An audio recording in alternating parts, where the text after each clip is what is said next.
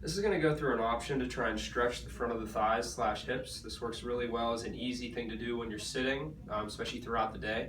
I found this to be a good alternative to the seated quad stretch for someone who's a little taller. So I'm going to sit in a chair like I am now.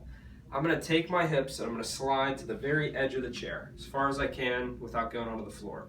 And I'm going to lean back in the chair so that I'm kind of laying back on an angle as much as I can. Next thing I'm going to do is I'm going to bend my knees as much as comfortable. Now it doesn't have to be forced.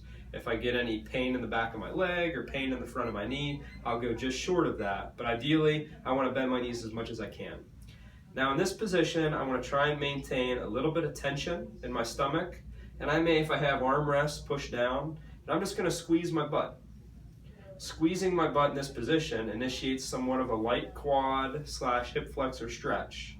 And it's a nice, easy way to open up the front of my hips, especially if I'm at a desk all day or if I'm sitting in this cramped position.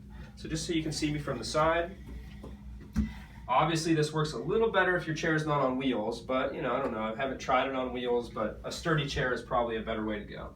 So all the way at the edge, I lean back, I bend my knees as much as I can. I could be up on my toes.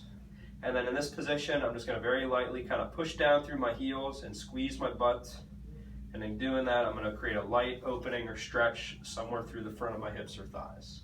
Holding for 3 to 5 seconds and relax. I try and just make sure in this position that my lower back is not excessively arched.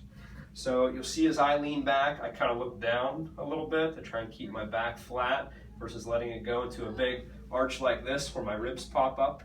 So I do think about looking down, trying to keep my butt tucked underneath me. So as I squeeze, there's this stretch without any pain or pressure in my lower back.